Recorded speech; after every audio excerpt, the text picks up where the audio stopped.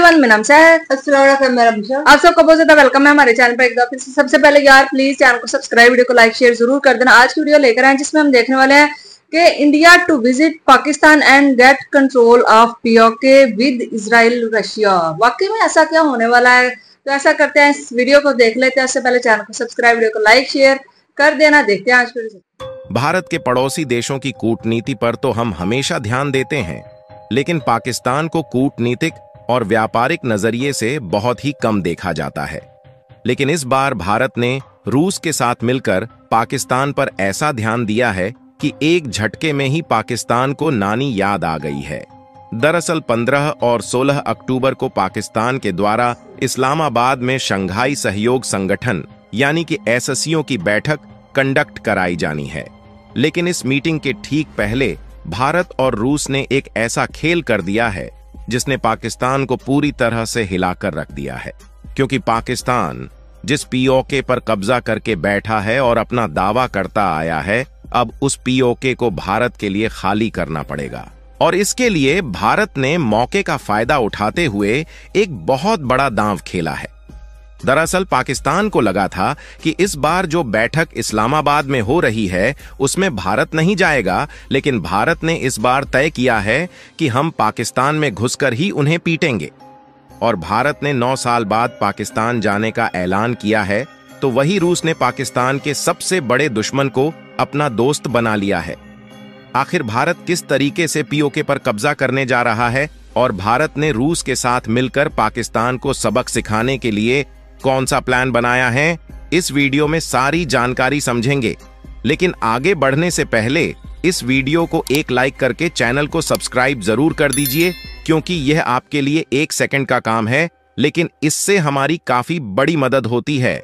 सबसे पहले तो आप इस मैप को ध्यान से देखिए, जिसमें हम साफ साफ देख पाएंगे कि जो पार्ट हल्का येलो कलर में है, इस वाले एरिया में भारत का कब्जा है, और यहां पर जो उत्तरी पश्चिमी एरिया है, यहां पर पाकिस्तान का कब्जा है।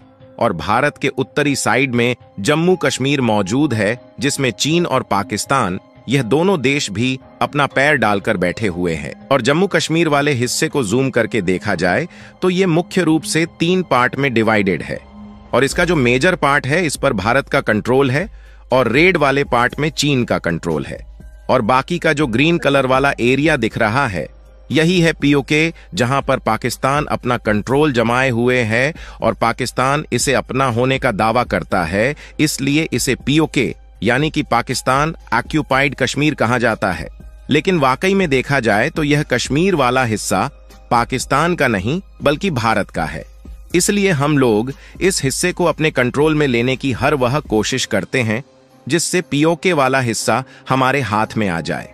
लेकिन अब हम धीरे धीरे बेहद करीब पहुंच चुके हैं कि पीओके हमारे हाथ में आने वाला है, और वापस से उस पर आज नहीं तो कल भारत को कंट्रोल मिल ही जाएगा। फिलहाल इन सबके लिए भारत के द्वारा जो रणनीतियां और कूटनीतियां रची जा रही हैं, इसे सबके लिए समझना आसान नहीं है। और इसलिए जहां पर भारत चला जाता है वहां पर हर बार पाकिस्तान की बाजी पलट जाती है, और इस बार भी भारत ने कुछ ऐसा ही कर दिया है, क्योंकि इस समय पीओके पर भारत का कब्जा वापस लाने और पाकिस्तान को उसकी नानी याद दिलाने में भारत अकेला नहीं है, बल्कि इजराइल, रूस और तालिबान, यह तीनों भारत का साथ देने के लिए मैदान में कूद चुके हैं। और यह खबर पिछले दिन ही निकल कर आ रही है कि इजराइल की एक ऑफिशियल वेबसाइट पर एक मैप अपलोड किया गया था, लेकिन शायद गलती से इजराइल के द्वारा उसमें जिस मैप को दिखाया गया था उसमें पीओके वाले हिस्से पर पाकिस्तान का कब्जा दिखाया गया। लेकिन जब भारत के एक शख्स ने ट्वीट करके इजराइल को यह बात याद दिलाई, तो उन्होंने भारत से माफी भी मांगी, और उन्होंने कहा कि यह मिस्टेक एडिटर की गलती से हुआ है। और इजराइल ने तुरंत उस मैप को हटा दिया जिसमें जम्मू कश्मीर वाले एरिया को पाकिस्तान का हिस्सा दिखाया गया था। यानी कि इससे साफ साफ अंदाजा लगाया जा सकता है कि इजराइल किस तरीके से भारत के साथ खड़ा है, और वह खुद भारत को पीओके का हिस्सा दिलाने के सपोर्ट में है।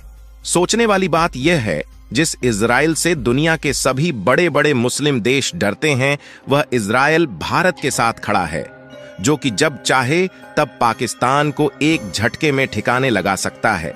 इतना ही नहीं, बल्कि पिछले कुछ दिनों से जब से यूनाइटेड नेशन की बैठक हुई है, उसके बाद से पाकिस्तान के शहबाज शरीफ भारत के खिलाफ बयानबाजी करते हुए कई बार देखे गए। लेकिन भारत को उल्टा सीधा कहने का अंजाम इन्हें सीधे तौर पर भारत ने दे दिया, क्योंकि कुछ दिन पहले जब यूनाइटेड नेशन की मीटिंग अमेरिका में हुई थी, तो उस समय पाकिस्तान ने भारत पर उल्टा सीधा टिप्पणी की।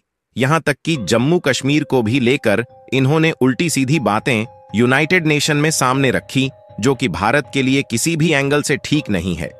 लेकिन दुनिया ने उस समय यही देखा कि पाकिस्तान एक तरफ तो अपने देश को बचाने के लिए दूसरे देशों के सामने भीख मांगने का कटोरा फैला रहा है, वहीं दूसरी तरफ भारत के खिलाफ इनके तेवर अभी तक नहीं बदले हैं। लेकिन यूनाइटेड नेशन में पाकिस्तान की तरफ से उल्टी सीधी बयानबाजी की गई तो भारत के विदेश मंत्री एस जयशंकर ने अंत में उन्हें सीधे तौर पर आईना दिखा ही दिया।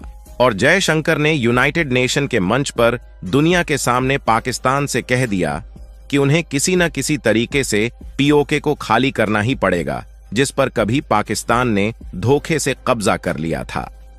यहां जब एस जयशंकर ने सीधे तौर पर यूनाइटेड नेशन में यह बात कही, तो पाकिस्तान का डर यूनाइटेड नेशन की मीटिंग के समय से ही शुरू हो गया। और इसी बीच 15 और 16 अक्टूबर के बीच एससीओ यानी कि शंघाई सहयोग संगठन की मीटिंग होनी है, और इस मीटिंग की मेजबानी इस बार पाकिस्तान के पास है। इसलिए यह मीटिंग पाकिस्तान में शहबाज शरीफ के द्वारा होस्ट की जाएगी। और यहां पर इन्होंने सोचा था कि इस मीटिंग में शामिल होने वाले दुनिया भर के देश तो आएंगे, लेकिन पाकिस्तान के रिलेशन जिस तरीके से भारत के साथ है, उससे तो भारत का कोई भी मंत्री नहीं शामिल होने वाला, क्योंकि साल 2014 से अभी तक भारत का कोई भी मंत्री पाकिस्तान नहीं गया। इसीलिए भारत की ना मौजूदगी में पाकिस्तान दूसरे देशों के सामने भारत के खिलाफ अपना फैसला ले सकेगा। लेकिन भारत के खिलाफ ऐसे फैसले लिए जाएं और भारत कूटनीति के मामले में फेल हो जाए, ऐसा कभी हो ही नहीं सकता। और इस खबर ने पाकिस्तान को ही नहीं बल्कि दुनिया को चौंका कर रख दिया है कि एस जयशंकर जी ने पाकिस्तान में हो रही एससीओ समिट में जाने का डिसीजन ले लिया है। लेकिन जाने से पहले एस जयशंकर ने पाकिस्तान को जमकर धोया है, और जयशंकर जी ने दुनिया के सामने यह बात रख दिया है कि हम पाकिस्तान में केवल एससीओ समिट में शामिल होने के लिए जा रहे हैं, क्योंकि हम उसके एक अच्छे मेंबर हैं, और पाकिस्तान इंडिया के रिलेशंस को लेकर हम कोई भी बातचीत करना नहीं चाहते। और यदि पाकिस्तान भारत से ऐसी उम्मीद रखता है तो उनकी उम्मीद पर पूरी तरीके से पानी फिर चुका है। और पाकिस्तान के लिए इससे भी बड़ा झटका यह है कि रूस ने हाल ही में पाकिस्तान के सबसे कट्टर दुश्मन तालिबान, जिसका कब्जा इस समय अफगानिस्तान पर है और जिसे आतंकी संगठन माना जाता है, उस तालिबान को आतंकी संगठनों की सूची से हटाने का ऐलान कर दिया है।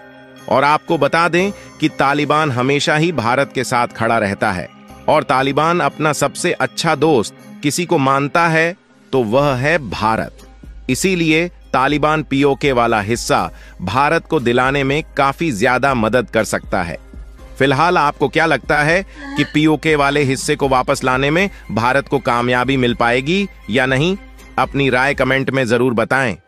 और इस बात की जाए ना तो कश्मीर का जो मसला है, ठीक है, मुझे नहीं लगता कि अम्मी कभी भी ये जो है ना हल हो सकता है। ना ही मतलब हम इंडिया से उनका हिस्सा ले सकते हैं, ना ही वो हमसे ये हिस्सा ले सकते हैं, क्योंकि आपको पता है कि ये टेबल टॉक पे बैठ के ये बात कभी भी हल नहीं हो सकती। तो ना मतलब पाकिस्तान नहीं कभी देंगे ये हिस्सा उनको, ना इंडिया वाले कभी हमें हिस्सा वो देंगे।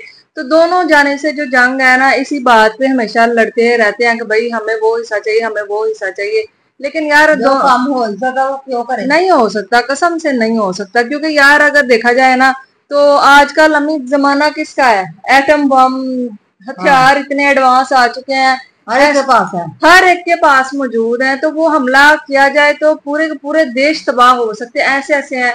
और इंडिया भी समझदार है और पाकिस्तान तो चलो जो भी है, लेकिन वो कभी भी हम ये नहीं चाहेंगे कि कश्मीर जो है वो मसले की वजह से उनका पूरा का पूरा कंट्री जो है ना लपेटे में आ जाए। और आपको पता है जब जंग स्टार्ट होती है क्या होता है, तबाहियां फिर जाती हैं। जो इतने सालों से इतना पीछे चला जाता है तो आगे आने की सोच भी नहीं सकता। सही बात है। आपका कंट्री जो आपने इतने सालों से उसको मेहनत स्ट्रगल करके इतना आगे पहुंचाया ना, तो आपका कंट्री बहुत ज्यादा पीछे चला जाता है। आपकी बिल्डिंगें तबाह हो जाती हैं, लोग मर जाते हैं, बहुत ज्यादा माली और जानी दोनों किस्म का नुकसान बहुत ही ज्यादा होता है। तो मुझे लगता है अम्मी के जो कश्मीर के लोग हैं ना, उनसे पूछना चाहिए कि वो क्या चाहते हैं। वो जो चाहते हैं उनकी वोट तो आए, वो किधर किधर डालते हैं। सही बात है, उनसे वोट दिलवाए जाए। अगर वो चाहते हैं कि वो अलग से अपना एक कंट्री बनाना चाहते हैं, तो उनको एक अलग से अपना एक कंट्री बनाने दें। ना इंडिया हिस्सा ले ना पाकिस्तान ले, दोनों हाँ दोनों छोड़ दें उनको, और वो जो है ना अपना अलग से एक बना के तो अपना एक सिस्टम चलाते रहे। लेकिन यार ऐसा